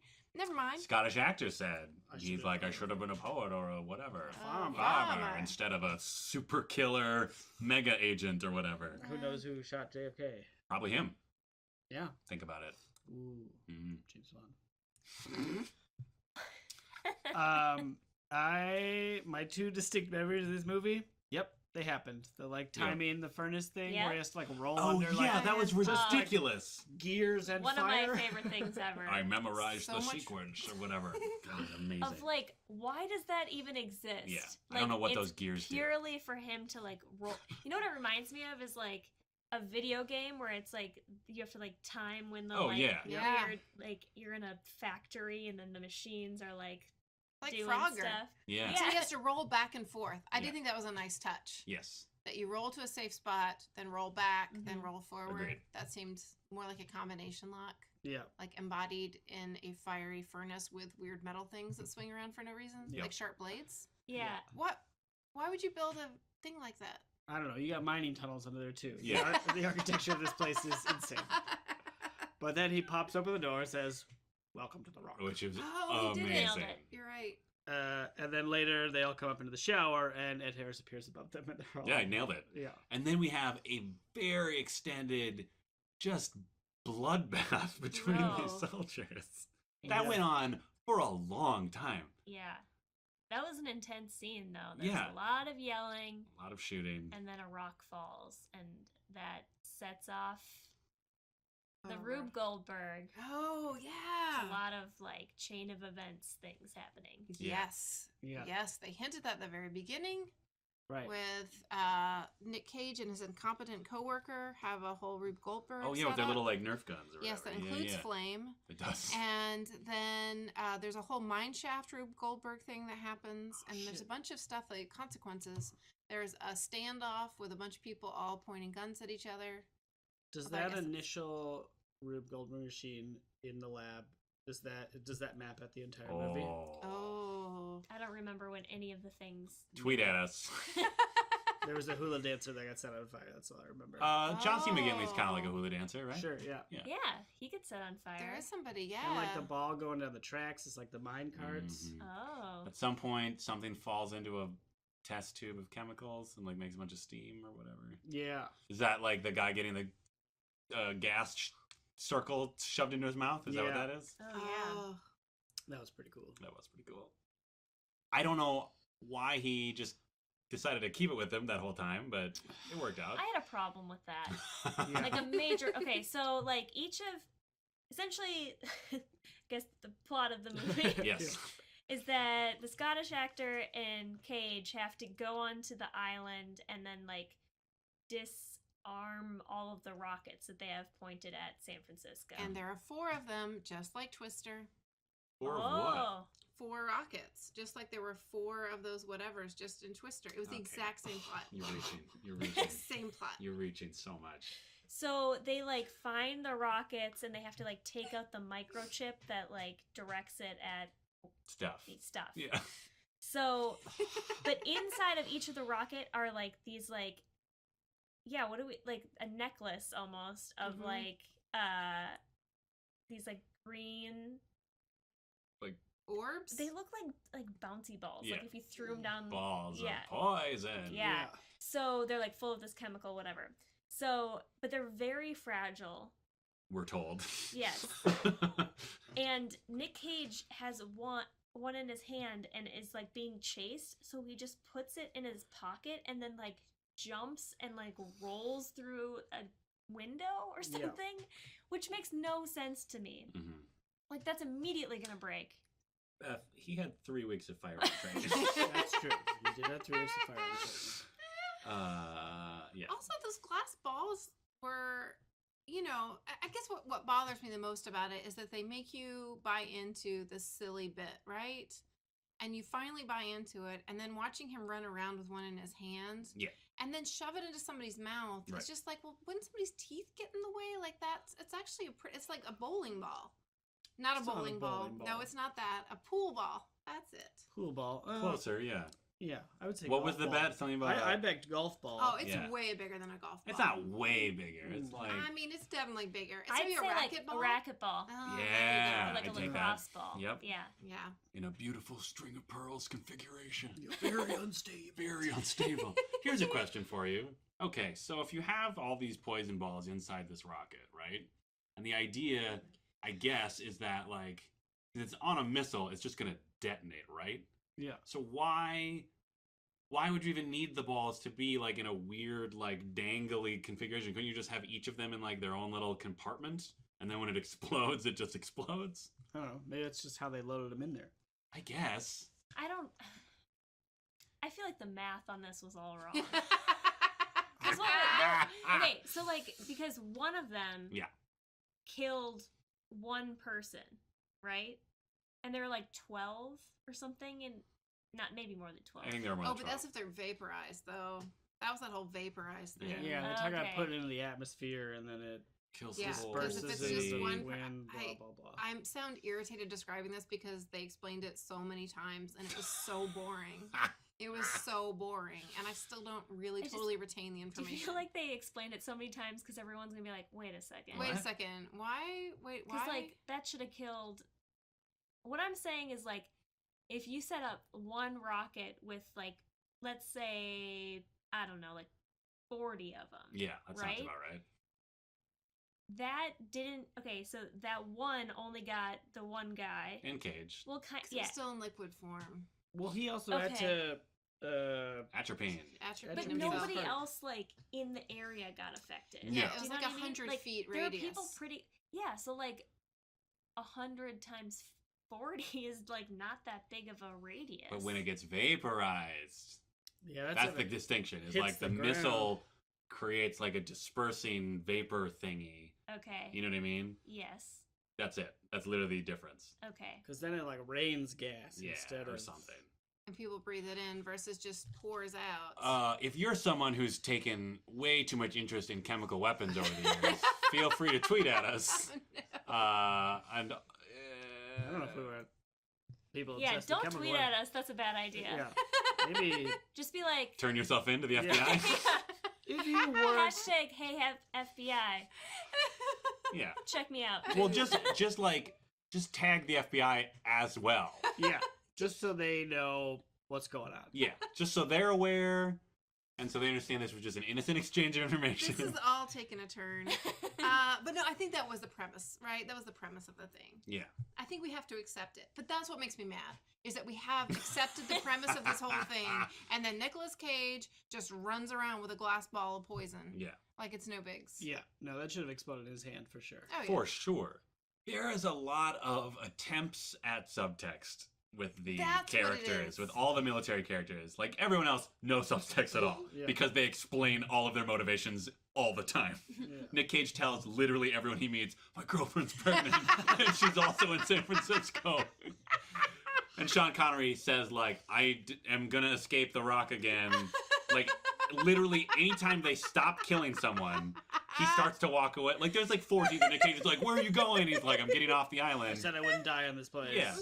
I don't know. It's like only the military guys are sort of subtle, but like the writers didn't quite stick the landing on any of them. Like it almost feels like, it really honestly feels like by the end, even like Michael Bay was like, man, this is confusing. Ed, say, my God, what have I done before you die? So that we know that you regret your actions. We'll drag you to the other room so you can talk. Yeah, right. Nic Cage will just drag you across the room. Yeah. Oh, Ed Harris. He really does a great job. I love him. He's great. He's so good. He's great. So much better than the movie. Yeah. Doesn't wear a vest though. No at vest. any point. Okay, that was a bet. No vest. 0 stars. Oh no. But Beth, one of your other bets did come true that there would be night vision. Oh my gosh. I was so excited because they literally yelled, night vision! Oh, it was amazing. Yeah. It was so great. Yeah, we were on the edge of our seats. Yeah, we were like, is it gonna happen? Is it gonna happen? Night vision! Because didn't they literally say like 30 seconds earlier, like, we're going dark, so we're all just like, yeah. And then there's a lot of shots of them like coming out of the water in their tactical goggles. Yes. A la like Platoon? Yeah. I'm not sure how to feel about it. Like there's sweeping music underneath any military action, and then occasionally, like even overlayered. Yeah. Sweet guitar. Sweet guitar. I lost count. It was at least 5, and they don't come in smoothly with silence. They just interrupt whatever other thing is happening. It's almost like, can we just goose that? Can we just give that a little something? Can we just put it in a guitar? Yeah. Do you think that that's Nic Cage playing his guitar? Oh, I hope so. That'd be amazing. He plucks a note to emphasize a word. Oh, we also know that he loves music because he gets a Beatles LP shipped to him. He spent $600 buying it. Too much money. And when his like dumb partner is like, "Why?" He's like, "Well, first of all, because I'm a Beatlemaniac." And then he says, I think he just says something about he's like a audiophile. He's like, "They sound better," or whatever. Yeah. It was '96 though, so he's like top knot. He's like setting trends before they're really big. This is the birth of the hipster. Yeah, but then they shit on grunge a little bit in there. Oh yeah. When they make fun of college actors' long hair. Yeah. Yep, almost as bad as poetry. And then kind of that, the again, like, kicking of the soft people. Yeah. When that, like, dude comes up on the motorbike, he's like, "Whoa, dude, you wrecked your Lamborghini." Oh, yeah. And then he just, like, pushes him over or something, right? And, like, Yeah. jumps on the bike. And it's like, that dude was just, like...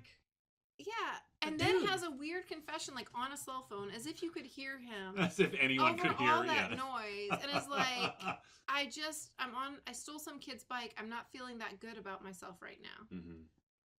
So I just feel like some other writer went in and tried to add humanity. Do you know what I'm Probably. saying? Oh, Maybe no. there were 5 writers. There was definitely, I think it was, I'm trying to remember. Listed. Sometimes they had people punch up the script. There were definitely some punch-ups. I mean, but they punched up in different directions. Oh, yeah. Like at least 5 different directions, right? Yeah. Why don't I remember anything about this movie but the punching through the glass part? I don't know. I honestly, maybe I didn't see it. Maybe that was in the trailer too. I mean, maybe it was. I might look at the trailer and I'll let you guys know. I don't know. Please do. I remember nothing until they got to the rock. Like, literally none of that beginning part. I Not only that remember chase scene. Yeah. Not That's a great chase getting scene. out of prison. Mm-hmm. Like, I think the first scene I remember is when he has to duck under furnace stuff. Maybe I caught half of this movie on TV. Maybe. That is completely possible that I watched the second half of this movie, which is a better movie. Yeah, like absolutely. The last hour. Oh, yeah. You got the better deal. For sure. The first, I was like, kind of upset about the first half.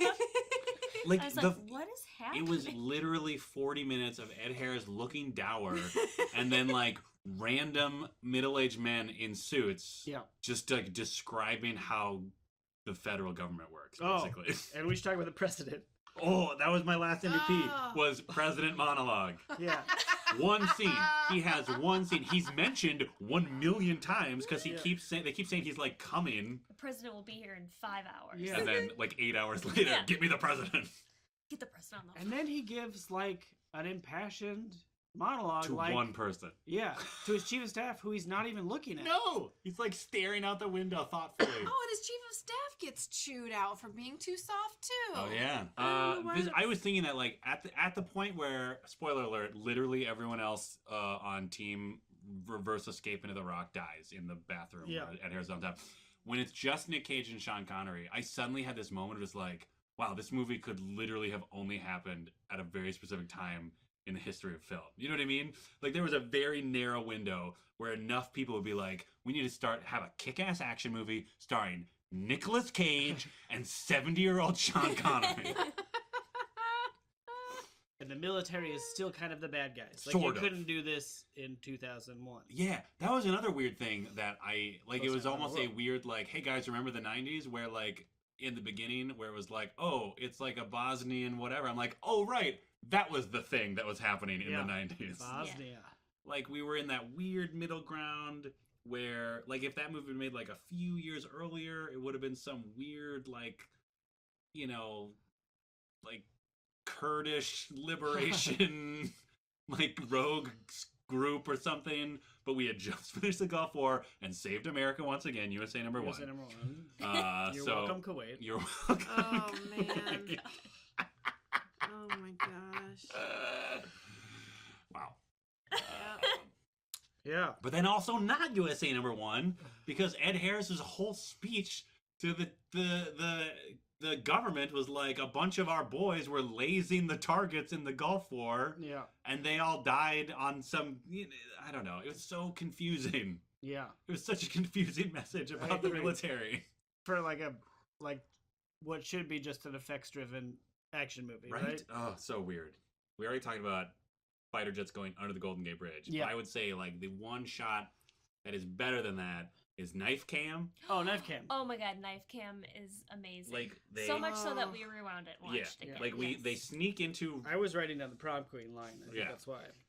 So they sneak into what is essentially like, I don't know, level 3-1 of this video game. Yeah. Where it's like the first rocket, there's one guard there. He turns around, tries to grab his own weapon. Sean Connery throws a knife. It cuts to the camera like following the knife while the guy goes, "Ah!" And it goes into his throat. And then, without missing a beat, Sean Connery says, apparently to Nic Cage, just like, never hesitate. Yeah. Yep. It was amazing. I got so many pictures of you during that dance. I was like, I just could not believe your joy. It was incredible. Because that was another, like, I don't know, that felt like another, like, weird tonal shift suddenly. You know what I mean? It was like 80 minutes at that point of Ed Harris being dour and either telling us that the United States has betrayed the military and or the military is great. And then suddenly we cut to some weird, like, Sam Raimi, like, shot of a knife going into a dude's throat. Very Sam Raimi. Yeah. So confusing. Or George Lucas on his little tennis ball with a knife right under the camera. He's coming up on Phantom Menace. Okay, I'm gonna run at you with this knife. I got a knife on a stick. So is this what you want? I'm gonna run run as towards fast as I can. And it's gonna be kind of scary. When I do that, I always put my hand like on my low back when I'm doing George Lucas. Sure. He always is kind of. For the sake of continuity, it was George Lucas's page. Oh, he's the one that held the tennis ball? Well, I think the page was... One? Because the page is explained it. Yeah. George Lucas just quietly hung in the back. Go back and listen to our Phantom Menace episode. It's all there. All our totes heads. Yeah. I'm just saying, one person can't make a whole movie, you guys. Yeah. Oh, Totes heads. We forgot to reveal. Quick side note for Respect Listener Opinion Month. You've waited this long. We also asked on our survey. Thank you for everybody who filled out the survey. So many lovely answers. Both, it's nice to know how people got it, and really entertained us and was very sweet. Yeah. So thank you for all of those. I loved them. But Totes Heads won as the official name for what Totes Recall fans are called. Although there's no consistent spelling, so I would say that officially it's Totes Head spelled however you want to spell it. Can I give an honorable mention to Totes Talitarians? It's pretty good. It's great. My honorable mention goes to Recallista, Ooh. which I particularly enjoyed. Yeah, that's fun. That's like a fancy Totes Head. But you know what? I'll go back and read that list and laugh and want to give honorable mention to every one of them. They were really nice. We We'll should post probably them. delete that list then. That'll take up like half the episode. If we go through the list? Yeah. I don't have it in front of me. What am I, some kind of technology I meant wizard? the next episode. Oh. You're going to come in with like a little checklist? Yeah. You're just going to write them all letters. You guys, seriously, I wrote so much on those notes. And after I sealed up the envelopes with the stickers inside and the well wishes, I was like, oh no. Stickers and well wishes you can get if you join our Patreon. I don't know how you say it. I don't know the way to phrase this. Become a patron. There we go. Thank you so much. Really quick sidebar. Patron sent like an email that was like, "Hey, what is there anything that you have any questions about?" And I wrote, "How do you pronounce your name?" Did they write back? No, because nobody really knows. Don't know. They have to wait for you from the CEO. But yeah, no. After I sealed the envelopes, I was like, "Oh no, I should have drawn a picture. There is no end to my insecurity about whether or not these letters are good enough. So I'm telling you, if you're thinking about doing Patreon, do it right now, because I'm really on the verge of doing a watercolor and including it on every single one. I probably won't. No, that seems like a lot of work. That's too much. Yeah. It's too much. I recognize that as I'm saying it out loud, but I'm just saying the longer those letters sit, the more I kept adding to them. But if you're listening to this episode in like a year, we still value you. Yes, absolutely. Still sign up. By then, I'm just going to give it a stamp. Yeah. And just throw it in the mail. If at that point you do sign up, and then get a card from Molly, make your own drawing on it, and then send us the picture. Yep. Please do. We'll look for that in 1 year's time. Yeah. Oh, like Back to the Future 2. Yeah. Great sidebar. Patreon.com/TotesRecall. Yeah. Anything else about The Rock? I don't know. There are some problematic race stuff. Sure. And, Not as much as you might expect, Not though. as much. Yeah. It's just that every African American person was either sassy or rageful or both. Yeah. Yes. That was unfortunate. That's true. Yeah. Bokeem Woodbine. Yeah, he was the guy who like questioned everything. He was like, "Is this really happening?" Yeah. So he had some he was like cool. he had some He's actual the exception that proves the rule. Or- Oh, That's is that how a you use thing? that I've setting? never understood that. Me It neither. just always seemed like well, never mind. Wrap your Yeah. mind around this while I run away. Yeah. Smoke screen. Oh, and then the one other thing is there's just a gratuitous amount of knocking over waiters in an early scene. Oh, yeah, great. that's amazing. Sean Connery literally runs through a cart of like coffee carafes. The most coffee carafes I've ever seen in my life. ever seen. No, It's like a triple decker cart of Can coffee we carafes. get some more coffee carafes yeah, over like here? literally the entire city is getting coffee from this hotel. Now there's a coffee shortage. What are we gonna do? It was like he was like, I loved it when the car ran into that water truck. When- What's the human equivalent of a water truck? A triple decker coffee Is that cart. Michael Bay saying that, or Scottish actor saying that? I think it was Joe Dante. Ooh, Joe Dante came in. Love it. Gonna punch up your script. I would. Let's get some water cups in here. I'm Joe Dante. I do punch-ups. Yeah, I think this would have been a tighter movie if Joe Dante had directed. So friggin' Lily. It's like, what if Scottish actor referenced that one Looney Tunes cartoon where Elmer Fudd puts on an opera helmet and they start singing?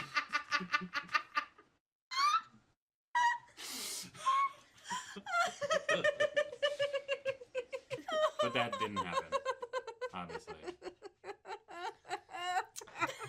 Wow. We broke Molly. Well, all right.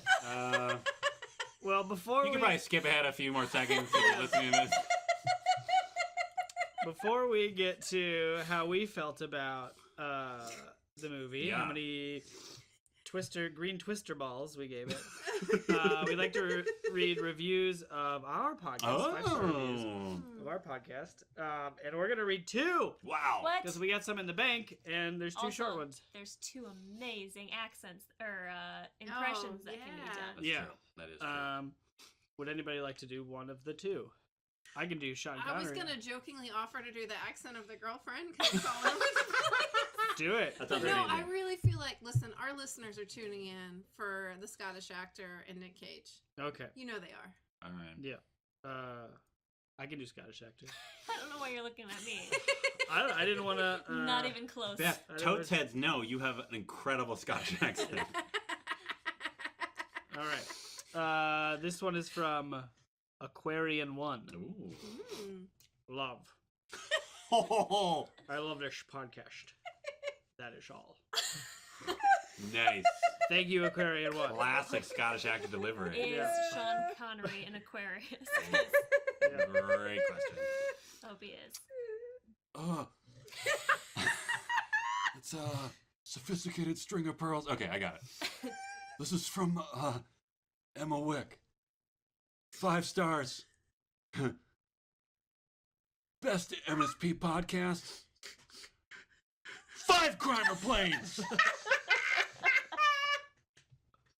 All right. There we go. Yay! Thank you.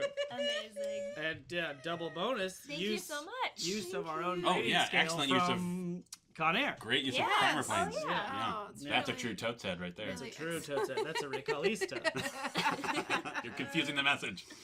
Sorry. Totes had capitalized both words.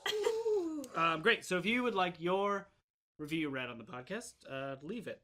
Yeah, And if you don't do it on iTunes, tweet at us. please. Because we don't check anywhere else. No.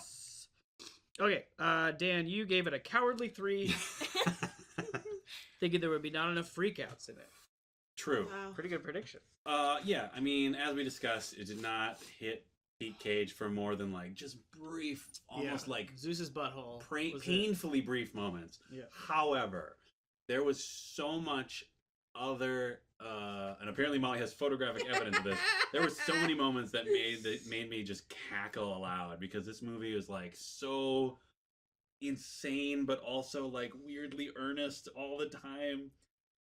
That I had a great time. I had a great time watching it.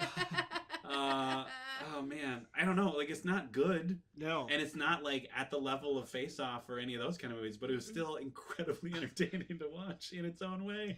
So I'm gonna say 4 green twisty balls. Nice. Cool. And 1 single strand of Sean Connery's amazing prison hair. Great. Beth, you gave it a 5, and we're gonna hold the listeners accountable. Oh, right. Okay, I can't give it a 5, listeners. But yeah, I feel very similar. Like, I on one hand loved this movie, but on the other hated it. Like, it was like a lot of parts were super boring. Like, it was a lot of talking. The other parts, though, were amazing and full of joy. So I think I'm gonna stick at 3. Great. I gave it a 4. Yeah, I'm gonna stick with 4. Great. I think if they had taken this movie, would have. It was. I agree. It was sort of entertaining, but not quite there. If they had taken out an hour to an hour 15 of exposition and like unformed themes, and replaced like half of it with letting Cage just fill the space up a little more, then it would have been 5. Green twisty balls, but they didn't. Well, you gave it 2. You were hopeful and wondering if it was forgettable because it was so boring, or you just hadn't seen it. And I still feel like either is a possibility. Because the first half is truly, I mean, there's memorable moments in it, but I feel like if you talk to me in a week, I will remember a yellow Lamborghini and some green balls again. Maybe it's because the only color in the whole movie. That's possible. It's entirely possible. Oh, also, the whole FBI set is like super weird and they don't have air conditioning. Like, what the hell, man? There's just so much about it that I was like, this just doesn't even make sense. And I don't understand what's happening, even though it's been explained to me multiple times. Because the thing I didn't understand wasn't like the logistics of the plot. The thing I didn't understand is why they were making us go through all this stuff. Right? Does that make sense? Yes. Mm-hmm. Anyway, I feel upset. I feel like upset at this movie. But also, Cage was delightful. Also, it was really sexist. Also, Sure. It was problematic. Also, it was fun. I don't know. Yeah, you're like, I feel like this movie just broke like part of my brain. you're having like an Ed Harris monologue about the military review. Honestly, I wish you could summarize your thoughts a little faster. Like, Yeah, you are. Yeah, you are I mean, saying a lot. probably You 2 just have hours to say to think about. one Say a number. really. Can I go off on a very strange tangent very quickly? Sure. Like, I literally just thought of this when Molly reminded me that we saw the FBI headquarters. Yeah. Do you think this movie and Point Break take place in the same universe, and that John C. McGinley, military guy who's on fire, is the twin brother of Keanu Reeves' boss in Point Break? Yeah, I believe Yeah, that. I do think that. Awesome. Yeah. 4 stars. Wow. wow. Wait, which How many also green twisty means balls, though? that also means that if Scottish actor is jumping off of the rock and he's heading westward, and Bodhi is going to the sea from Australia and is heading eastward, they will meet In on Hawaii. some Pacific In island Maui. That's why he said forget about Maui, because that's where he's going. to hang out with Bodhi. Oh, shit. 3 stars. What? You're dropping a star for a Point Break Because connection? the Point Break thing seems much cooler than this movie. Oh, sure. Oh, sure. Got outpitched. God, I would absolutely watch Scottish actor and Patrick Swayze just going on some adventure in Hawaii, Yeah. Oh, that's really using sad. their skills. And then Trolley Guy and Oh. Track him down. They have to team they up. have to team up. God damn it. That would have been the greatest movie ever And made. 2 stars. And then it just turns into like they all meet in Hawaii and Yeah. end up like just hanging out because they're like old men. Oh, sure. Yeah. So it's Oh, are they grumpy? like it's like Are they grumpy old men? they're grumpy old men. Yeah. I don't know. Sure. All right. Well, so in conclusion, no, I really will give it three balls 3. of lightning in a What? bubble. Lightning. I What? don't know. What Whatever. movie I'm did you watch? exhausted. Chemicals. It's chemicals, Chemicals. Molly. Great Twister Balls is our scale. Yeah. I give it 3 green twister balls. Right. Could have just said that.